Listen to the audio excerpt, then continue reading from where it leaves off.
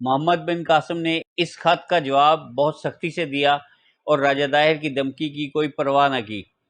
دیبل میں سب سے پہلے اس نے ایک شاندار مسجد تعمیر کرائی۔ یہ سندھ میں پہلی مسجد تھی۔ اس کے بعد محمد بن قاسم نے دیبل شہر سے نکل کر نیرون حیدرآباد کا رخ کیا تھا۔ محمد بن قاسم اپنے لشکر کے ساتھ نیرون حیدرآباد پہنچا تو اس وقت نیرون کا حاکم راجہ داہر سے ملنے کے لیے گیا ہوا تھا۔ یہ وہی حاکم تھا جو بدھ مت کا پیروکار تھا، اور اس سے پہلے اس نے حجاج بن یوسف کو خط لکھ کر اپنی اطاعت اور فرمانبرداری کا اظہار کرتے ہوئے امان طلب کر لی تھی۔ اس کی غیر موجودگی میں نیرون کے شہریوں نے شہر پناہ کے دروازے بند کر لیے اور محصور ہو گئے۔ محمد بن قاسم نے شہر کا محاصرہ کر لیا۔ اتنی دیر تک شہر کا حاکم بھی راجہ داہر سے مل کے واپس آ گیا۔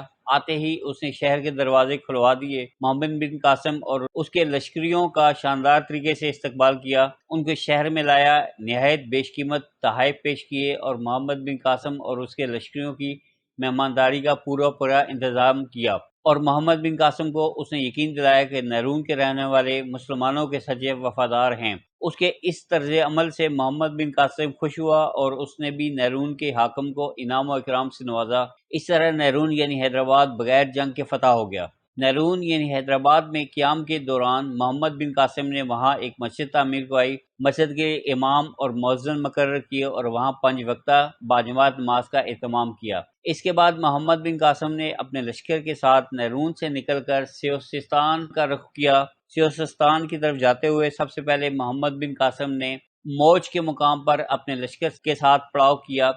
موج کا علاقہ نیرون سے 90 میل کے فاصلے پر تھا۔ وہاں کے لوگ بھی بدھ مذہب کے پیروکار تھے۔ یہ مقام ان دنوں سیوستان یعنی سیہون کے ماتحت تھا۔ یہاں کا حاکم بج رائے تھا جو راجہ داہر کا بھتیجا تھا۔ جیسے ہی محمد بن قاسم موج پہنچا، موج کے حاکم نے شہر کے لوگوں کو بلا کر مشورہ کیا کہ اب کیا صورت اختیار کرنی چاہیے۔ سب نے مل کر طے کیا کہ ہمیں سیہون کے حاکم کے پاس خط لکھ کر بھیجنا چاہیے کہ آپ کو معلوم ہونا چاہیے کہ ہم بدھ مذہب کے ماننے والے ہیں، ہمارے مذہب میں خون کا بہانا حرام ہے، اور یوں بھی آپ تو ایک محفوظ مقام پر ہیں اور ہم غیر محفوظ جگہ پر ہیں۔ ہمیں حالات کے لحاظ سے خوف ہے کہ اگر مسلمانوں سے ہماری لڑائی شروع ہو گئی تو ہمیں سخت نقصان ہوگا۔ ہم نے مسلمانوں سے متعلق یہ بھی سنا ہے کہ جو ان کے ساتھ امن کے ساتھ رہتا ہے وہ اس کو نہیں لوٹتے اور اپنے وعدے کے نہایت پابند ہے، اپنے مفتوح شہروں کی حفاظت کرتے ہیں۔ اگر آپ مناسب سمجھیں تو ہمارا مشورہ قبول کریں تو ہم آپ کے لیے اور اپنے لیے مسلمانوں سے امان حاصل کر لیں گے۔ سیہون کے راجہ نے، جو راجہ داہر کا بھتیجا تھا، موج کے حاکم کو اس کے اس خط کا کوئی جواب نہ دیا، جس پر محمد بن قاسم نے موج کے لوگوں سے کوئی تعرض نہ کیا۔ لہذا موج میں چند دن کے قیام کے بعد اس نے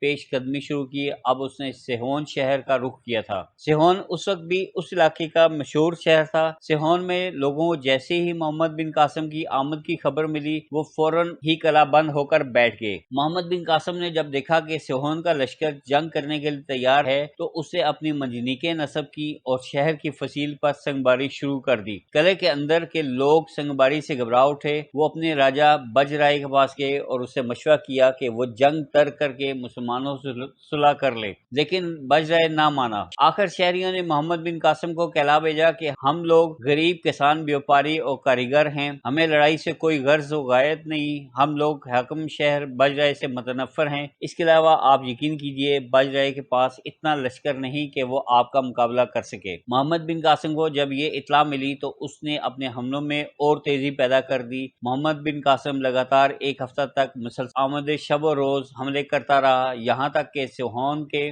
لشکر کی حالت ابتر ہو گئی اور وہ جنگ سے جی چرانے لگے۔ راجہ بج رائے نے جب اندازہ لگایا کہ اب اس کی شکست یقینی ہے تو وہ رات کی تاریکی میں قلعے کے شمالی دروازے سے نکل کر بھاگ گیا۔ اس کے بھاگنے کے بعد سیہون کے شہریوں نے مسلمانوں کی اطاعت قبول کر لی اور شہر مسلمانوں کے حوالے کر دیا۔ محمد بن قاسم نے کچھ دن سیہون میں قیام کر کے اپنے لشکر کو آرام کرنے کا موقع فراہم کیا، ساتھ ہی ساتھ وہاں کے نظم و نسق کو درست کیا۔ اس طرح دیبل اور نیرون کے بعد سیہون جیسا بڑا شہر بھی مسلمانوں کے ہاتھوں فتح ہو گیا۔